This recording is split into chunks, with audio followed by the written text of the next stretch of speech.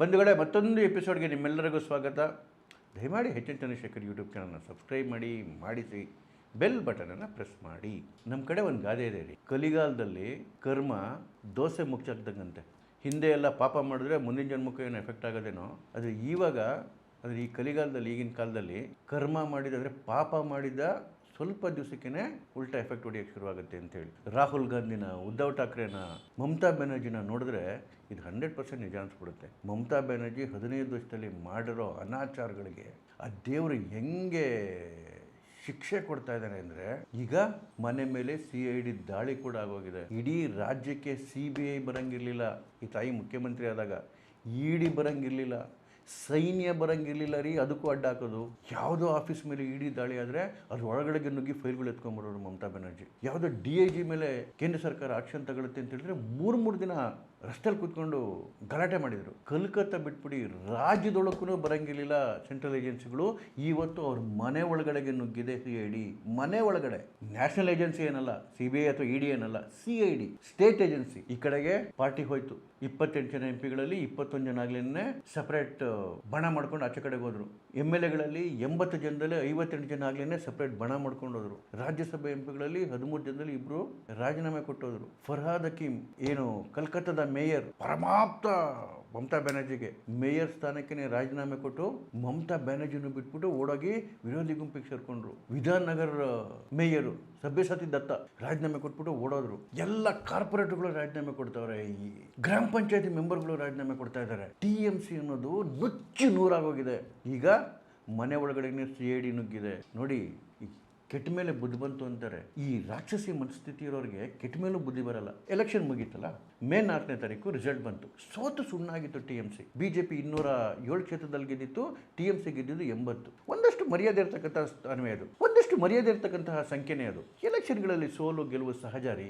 ಆದರೆ ಸೋತ ಮೇಲೆ ಆ ಸೋಲನ್ನು ಒಪ್ಕೊಂಡು ಜನ ಬುದ್ಧಿ ಕಲಿಸಿದರೆ ನಾನು ಇನ್ಮೇಲೆ ಬದಲಾವಣೆ ಆಗಬೇಕು ಅಂತೇಳಿ ಅನ್ನಿಸ್ಲೇ ಇಲ್ವಲ್ಲ ಇವ್ರಿಗೆ. ಮಾಡಿದ್ದೇನು ಅನಾಚಾರ?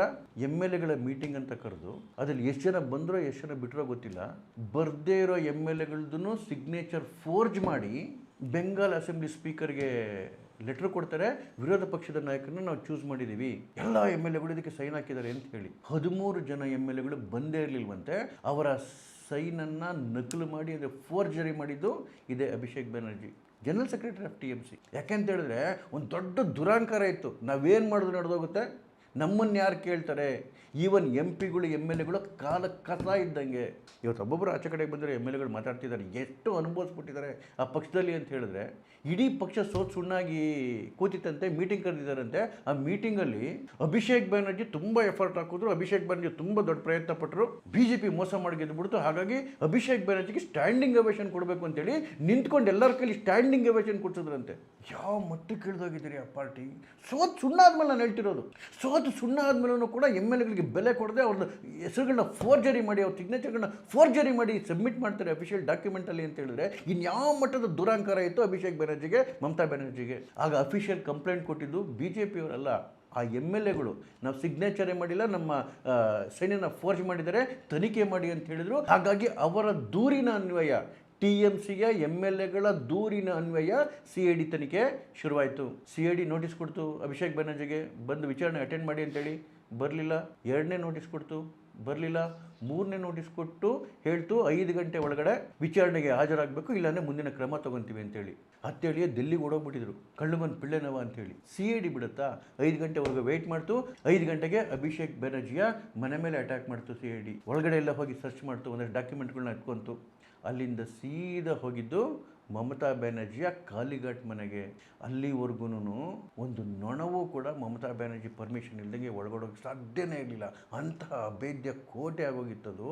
ಅದರೊಳಗಡೆಗೆ CID ನುಗ್ತು. ತುಂಬ ವ್ಯಾಲ್ಯೂಯಬಲ್ ಡಾಕ್ಯುಮೆಂಟ್ಗಳು ಸಿಕ್ಕಿದಾವಂತೆ. ಆಚೆ ಕಡೆಗೆ ಒಂದಷ್ಟು ಗುಂಡಗಳು ಪ್ರತಿರೋಧ ಮಾಡಿದ್ರು, ಅದಿದ್ದಿದೆ ಅವ್ರುಗಳು. ಇನ್ನು ವಿಚಾರಣೆಗೆ ಹಾಜರಾಗದಿದ್ರೆ ಕೋಳ ಆಗಲೇ ಕಾಯ್ತಾ ಇದೆ ಅಭಿಷೇಕ್ ಬ್ಯಾನರ್ಜಿಗೆ. ಮಮತಾ ಬ್ಯಾನರ್ಜಿನೂ ಏನು ಜೈಲಿಂದ ಆಚೆ ಉಳಿಯಲ್ಲ. ಯಾಕೆಂತ ಹೇಳಿದ್ರೆ 1-2 ಸ್ಕ್ಯಾಂಡಲ್ಗಳು ಮಾಡಿರೋದು ಇವರು. ಮಮತಾ ಬ್ಯಾನರ್ಜಿ ಮೇಲೆ ಇರೋದು 1-2 ಕೇಸ್ಗಳು, ಕ್ರಿಮಿನಲ್ ಕೇಸ್ಗಳು. Narada scandal, Sharada chit fund scandal, teachers recruitment scandal, supreme court ಚೀಮಾರಿ ಆಯಿತು. Primary school teachers scandal, municipal ಮತ್ತು ಸಿವಿಕ್ ಬಾಡಿನಲ್ಲಿ recruitment scandal, ration distribution scandal, ಮೋದಿಯವರು ಫ್ರೀಯಾಗಿ ರೇಷನ್ ಕೊಡ್ತಾಯಿದ್ರು, ಅದರಲ್ಲೂ ಲೂಟಿ. ಆಂಫಾನ್ ಸೈಕ್ಲೋನ್ ರಿಲೀಫ್ ಸ್ಕ್ಯಾಂಡಲು, ಕೇಂದ್ರ ಸರ್ಕಾರ ಸೈಕ್ಲೋನ್ ರಿಲೀಫ್ಗೆ ದುಡ್ಡು ಕೊಟ್ಟಿದೆ, ಅದನ್ನು ಲೂಟಿ ಮಾಡ್ತು ಈ ಮಾತಾಯಿ.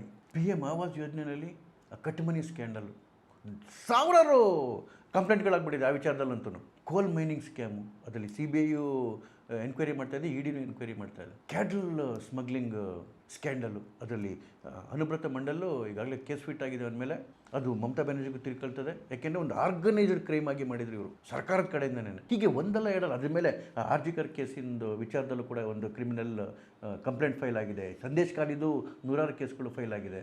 ಈ ಮಾತೆ ಮಾಡಿರೋ ಅನಾಚಾರಗಳಲ್ಲಿ ಹೇಳಿದ್ನಲ್ಲ, ಸಾವಿರಾರು ಕೇಸ್ಗಳು ಫೈಲ್ ಆಗ್ತಾ ಇದ್ದಾವೆ. ಬೈಕ್ ಇಷ್ಟು ಸಹ ಮಾಡಿರಲಿಲ್ಲ. ಭಾಳ ದಿನ ಆಚೆ ಇರಲ್ಲ ಮಮತಾ ಬ್ಯಾನರ್ಜಿ. ಹೇಳಿದ್ನಲ್ಲ, ಕರ್ಮ ದೋಸೆ ತಿರುಗದಂಗೆ ಕಲಿಯುಗದಲ್ಲಿ ಮಾಡಿರೋ ಅನಾಚಾರಗಳು ಪಾಪ ಬಿಡಲ್ಲ. ಆದ್ರೂ ನನಗೆ ಒಂದು ಬೇಜಾರಾಗೋದೇನಂತ ಹೇಳಿದ್ರೆ, ಅಟ್ಲೀಸ್ಟ್ ಸೋತ ಮೇಲಾದ್ರೂ ಅವ್ರಿಗೊಂಚೂರು ಬುದ್ಧಿ ಬರಬೇಕಿತ್ತು. ಸೋತ ಮೇಲೂ ಇವೇ ಮಾಡ್ಕೊಂಡು ಕೂತ್ಕೊಂಡ್ರಲ್ಲ. MLAಗಳ ಸೈನ ಫೋರ್ಜ್ ಮಾಡ್ಬೇಕಾದ್ರೆ ಎಷ್ಟು ದುರಂಕಾರ ಇರಬೇಕ್ರಿ. ಅನುಭವಿಸ್ಲಿ. ನಮಸ್ಕಾರ.